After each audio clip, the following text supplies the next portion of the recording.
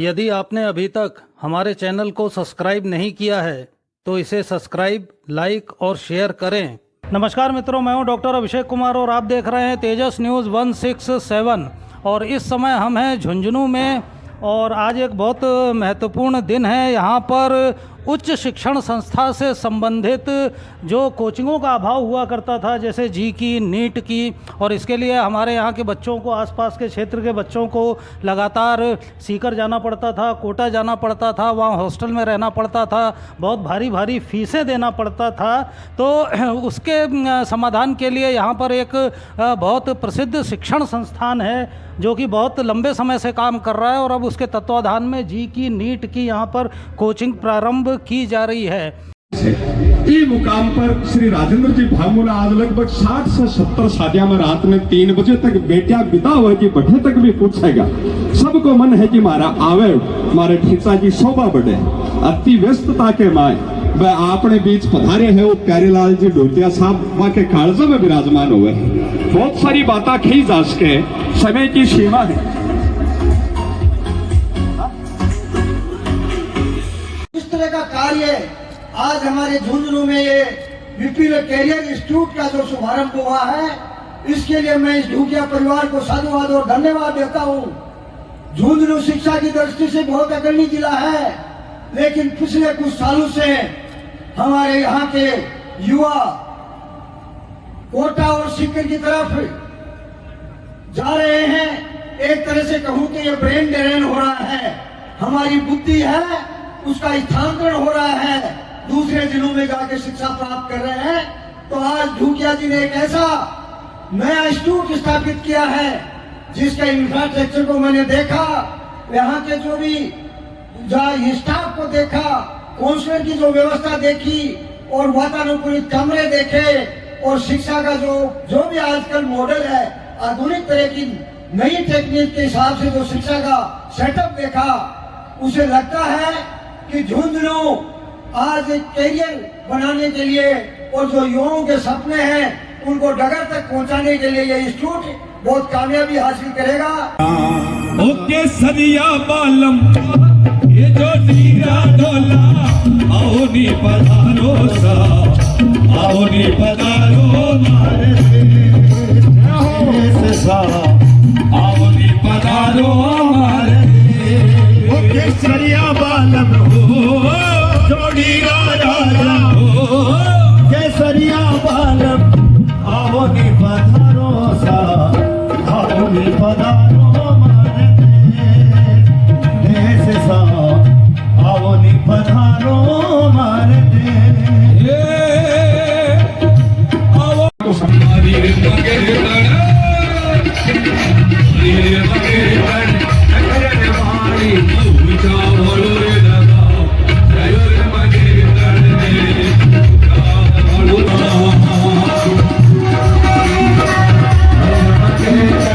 Mobile वाली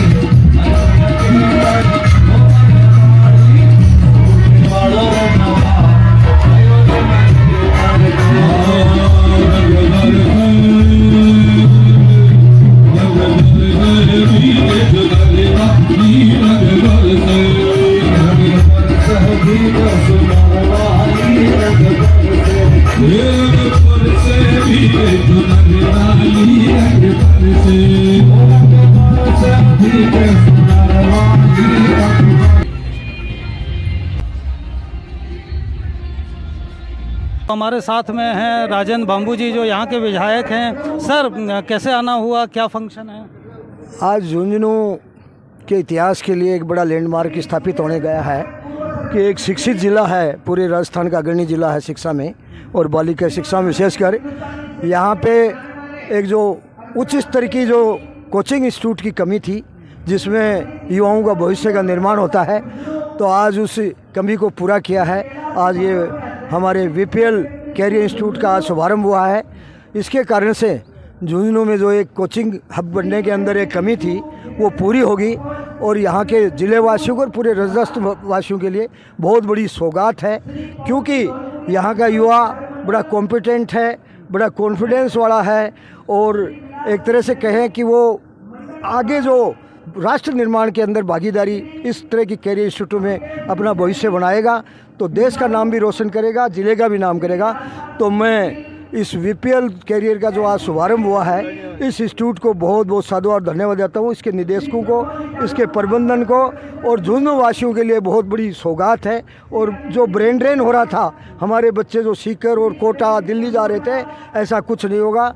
हमारी UPSC की, आरपीएससी की, एसएससी की, हमारे जेई, आईटी, मेडिकल की, इंजीनियरिंग की, सब तरह की यहाँ कोचिंग की सुविधा होगी और युवा प्रतिभाओं को तराशने का काम होगा। उनके अंदर जो भी टैलेंट है उसके अनुरूप यहाँ प्रशिक्षित किया जाएगा और वो आगे भविष्य बना सकेंगे। सर, झुंझुनू की हमेशा तुलना सीकर से होती है। एजुकेशन के मामले में झुंझुनू को काफ़ी पिछड़ा माना जा रहा था। जो आप कह रहे हैं कि सारे बच्चों को जाना पड़ता था, हॉस्टल की इतनी फीसें देनी पड़ती थी, तो यहाँ पर खासतौर पे नीट है जी।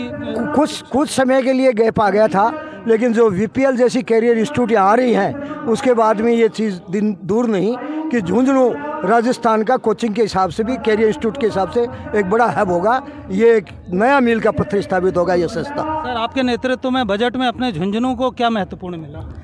झुंझुनू का बजट अगर एक लाइन में मैं अगर बताऊं कि 1 साल बनाम 70 साल, उससे भी कहीं अधिक, तो कोई अतिशयोक्ति नहीं। जैसे ये पुलिया वगैरह के जो पुलिया अभी जो पिछले 10 साल से जो लंबित था पुलिया का काम, उसका तीव्र गति से चल रहा है।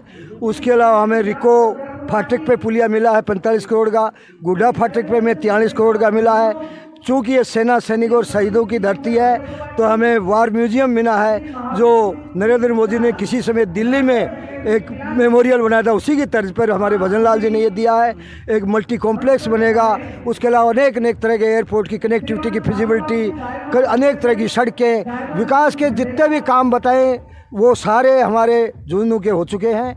और अब आने वाले समय में और भी इसके आगे तीव्र गति से हम विकास को कराएंगे। मेरा एक वादा था झुंझुनू की जनता से कि मैं झुंझुनू विधानसभा के चहुमुखी विकास के लिए कर सकूँ। उसी वादे को भजनलाल जी की सरकार पूरा कर रही है। और जो मैंने शुरू में कहा 1 साल बनाम 70 साल, तो 70 साल पे ये साल भारी पड़ रहा है। यमुना जल वाला भी कुछ बात हुई? यमुना जल के लिए पूरी शेखावटी के लिए एक बहुत जो लाइफ लाइन सिद्ध होने वाली है। 32,000 करोड़ रुपए के बजट की इसमें अनुशंसा की गई है इस बजट में। तो हमारे लिए जो पहली जो सबसे बड़ी समस्या कहें, एक तरह से ये वरदान सिद्ध होगा। जो 50 साल तक कांग्रेस सरकार यमुना के जल के नाम पे लोगों को गुमराह करके राज करती रही, 2 पीढ़ियां आ गई, 2 पीढ़ियां आ गई सत्ता में, लेकिन अब ऐसा नहीं होने वाला। ये बीजेपी एक बार कांग्रेस, ऐसा सिस्टम खत्म हो जाएगा और बीजेपी यहाँ आजीवन यहाँ राज करने वाली है। क्योंकि यहाँ भजनलाल जी का जो विजन है, नरेंद्र मोदी जी का जो विजन है विकसित भारत 2047 का, उसके अनुरूप झुंझुनू विधानसभा भी सबसे आगे अग्रणी रहेगी। मैं इस बात का अगले 3 साल में आपके नेतृत्व में झुंझुनू की कुछ तस्वीर बदलेगी? तस्वीर निश्चित बदलेगी। 3 ब्रिज हो जाएंगे, ऑडिटोरियम हो जाएगा, वार म्यूजियम हो जाएगा, सूर्य उद्यान में काम होगा, मल्टीप्लेक्स बढ़ेगा, रोड वो एयर कनेक्टिविटी होगी और किसानों के लिए अनेक तरह की सौगातें यहाँ मिल रही है। हर पंचायत के अंदर ही लाइब्रेरी होगी, अटल ज्ञान केंद्र होंगे। मतलब इतनी सारी उपलब्धियाँ हैं सरकार की, अगर पूरे दिन भी गिनाएं तो कम है। धन्यवाद सर। और हमारे साथ में हैं इसके संस्थापक प्यारेलाल जी ढूकिया जी हैं और उनके साथ उनकी धर्मपत्नी हैं विनोद जी। ये लोग यहाँ पर सब जानते हैं कि शिक्षा के क्षेत्र में भी और चिकित्सा के क्षेत्र में भी बहुत लंबे समय से काम कर रहे हैं, बहुत अच्छे रिजल्ट्स दे रहे हैं। तो आइए हम इनसे बात करते हैं। नमस्कार सर। पहले तो तेजस न्यूज़ का बहुत बहुत धन्यवाद। डॉक्टर साहब आप यहाँ पधारे। झुंझुनू शहर में लोगों की मांग थी, विभागों को बार बार कर रहे थे कि यहाँ के लोगों को सीकर कोटा जाना पड़ रहा है, आप शिक्षा के क्षेत्र में बहुत आगे बढ़े हो, तो यहाँ के बच्चों के लिए, युवा बच्चों के लिए भविष्य तय करो और नीट जेई का कोचिंग शुभारंभ करो। मैं तो नहीं कर पाया, लेकिन मेरे बेटे ने हिम्मत दिखाई। उन्होंने अलग भव्य भवन बनाया, आधुनिक सुविधाओं से युक्त वातानुकूलित सारी सुविधाएँ उन्होंने दी हैं। आज झुंझुनू विधायक के लोकप्रिय विधायक राजेंद्र भामू जी कर कमलों द्वारा, हमारे उदय पार्टी के पूर्व विधायक शुभगण चौधरी जी, लक्ष्मणगढ़ के पूर्व विधायक के डी बाबर जी के कर कमलों से इस आज उद्घाटन हुआ। बहुत ही शानदार भव्य भवन बना है, शानदार स्टाफ टीम रखी है जो हमेशा बच्चों के लिए 24/7 तैयार रहेगी। पीयूष ढूकिया भी एक ऐसा नाम है जो सिर्फ 24/7 बच्चों के विकास के लिए, बच्चों के भविष्य के लिए ही काम करता रहता है। हम कुछ अलग देंगे, क्योंकि झुंझुनू में जिले में प्रतिभा की कमी नहीं है। माता पिता की सबसे बड़ी पूंजी बच्चा ही होती है। जब बच्चा आगे बढ़ेगा तो निश्चित रूप से माता पिता का नाम रोशन होगा। हर माता पिता चाहता है कि मैं डॉक्टर, इंजीनियर बना या नहीं बना, कोई बड़ा अफसर बना या नहीं बना, लेकिन मेरा बेटा या बेटी बड़ा अफसर बने। तो वो सपना साकार करने के लिए हम VPL कैरियर इंस्टीट्यूट झुंझुनू जिले के लिए लाए हैं। आज शुभारंभ हुआ है। बहुत बहुत धन्यवाद। जनता का आशीर्वाद चाहता हूँ। सर, इस तरह की संस्थाएं खुलती हैं, यहाँ भी खुलती हैं आसपास, लेकिन फिर दिक्कत ये आती है कि जो सुविधाएं, जो प्रोफेसर्स, जो लाइब्रेरीज कोटा में या उस जगह पर होती है, वहाँ पर यहाँ पर उपलब्ध नहीं हो पाती, इसलिए पलायन रुक नहीं रहा है। बिल्कुल आपने ठीक तो कहा। अपन फैसिलिटी कहते हैं। बिल्कुल आपने ठीक कहा, लेकिन हम वो सारी सुविधाएं देंगे कि झुंझुनू जिले का, देखो पहले वर्ष तो विश्वास करना पड़ता है, लेकिन एक वर्ष बाद अपने आप चल करके आएंगे। इस जिले का नाम रोशन होगा। VPL कैरियर इंस्टीट्यूट, इस शेखावटी क्षेत्र का बड़ा नाम होगा VPL कैरियर इंस्टीट्यूट। आपका परिवार शिक्षा के क्षेत्र में बहुत प्रसिद्ध है, यहाँ पे बहुत लंबे समय से जाना जाता है, तो इसकी शुरुआत कब से हुई? कौन कौन सी शिक्षण संस्थाएं आपके तत्वाधान में चल रही हैं? किस मुकाम पर हैं अब? ये तो उसकी एक अगली कड़ी है। बिल्कुल, शुरू से बात करें। बिल्कुल सही कहा आपने। 1988 में एक 8वीं तक का स्कूल हमने प्रारंभ किया था, जो आज बड़ा एक वटवर्क्स बन गया है। किस नाम से? राजस्थान पब्लिक स्कूल के नाम से। आज बहुत बड़ी संस्थाएं हैं यहाँ, नर्सिंग, आयुर्वेद और BEd, STC, CBSE सभी तरह की पढ़ाइयाँ पढ़ाई जा रही हैं। और यहाँ तक कि चिकित्सालय भी हम चला रहे हैं। ढूकिया परिवार बहुत शानदार चिकित्सालय चल रहा है। हर चिकित्सा और शिक्षा के क्षेत्र में झुंझुनू जिले को हमने बहुत कुछ दिया है। मैडम जी, आप माँ रही हैं, बच्चे बाहर जाते हैं तो क्या तकलीफ़ें आती हैं माँ को? माँ को देखो, एक तरफ तो तकलीफ भी आती है कि बेटा बेटी पास से जाता है, पर खुशी भी होती है कि भाई बेटा पढ़ने जा रहा है, आपका मुकाम हासिल करने जा रहा है। नहीं, वो जा तो इसलिए रहा है कि अपने यहाँ सुविधाएं नहीं हैं। अब अपने यहाँ हाँ, वो सुविधा नहीं है। अब ये यहाँ सुविधा हो गई कि मेरी इच्छा थी कि और संस्थाएं तो सारी हो गई, पर एक ये इंस्टीट्यूट और हो जो कोचिंग की, मेरी इच्छा पूरी कर दी आज मेरे बेटे ने। तो ये आने वाले समय में आप लोग वो स्टैंडर्ड मेंटेन रखेंगे जो कोटा में है, या जिसकी वजह से? हाँ, पूरा रखेंगे, पूरी फैकल्टी रखेंगे, पूरी सुविधाएं देंगे बच्चों को। हम बेटे के साथ खड़े हैं एकदम दोनों। यहाँ पर मेन दिक्कत मैडम एक तो फैकल्टी की आती है, दूसरा लाइब्रेरी, हाईटेक जो कंप्यूटर्स वगैरह होते हैं, फैकल्टी भी अपने इधर जो रहते हैं वो उतनी अच्छी अरेंज नहीं कर पाते, इसलिए बच्चों को जाना पड़ता है। मैंने अच्छी फैकल्टी रखी है और प्रयास पूरा रहेगा, अच्छी रखेंगे और पूरी लाइब्रेरी की पूरी सुविधा देंगे। बिल्कुल हाईटेक।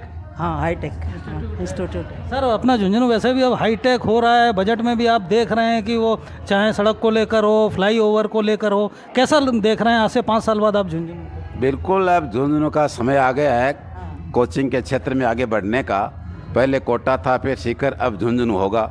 2030 तक सबसे बड़ा कोचिंग हब झुंझुनू बनेगा। आज ये मैं आपके मीडिया के सामने कह रहा हूँ। ये आपने टारगेट रखा हुआ है कि 2030 तक इसको हब बना देंगे? बिल्कुल जी, अपने यहाँ के बच्चे अपने आएंगे, यहीं रुकेंगे। रिजल्ट्स भी आप देंगे? बिल्कुल रिजल्ट देंगे, तभी झुंझुनू के नहीं, बाहर के बच्चे भी यहाँ आएंगे। बाहर के बच्चे भी आएंगे। जैसा कि अभी शुभकरण जी भी कह रहे थे कि कोटा से जो लोग थे वो सीकर तक आ गए, अब ज़रूरत है कि सीकर से अपन झुंझुनू तक लाएं। बिल्कुल सही कह रहे थे शुभकरण चौधरी जी। झुंझुनू अब बड़ा हब बनेगा और सीकर का पर्याय झुंझुनू बनेगा। भामू जी के नेतृत्व में कुछ प्रगति कर रहा है क्या झुंझुनू?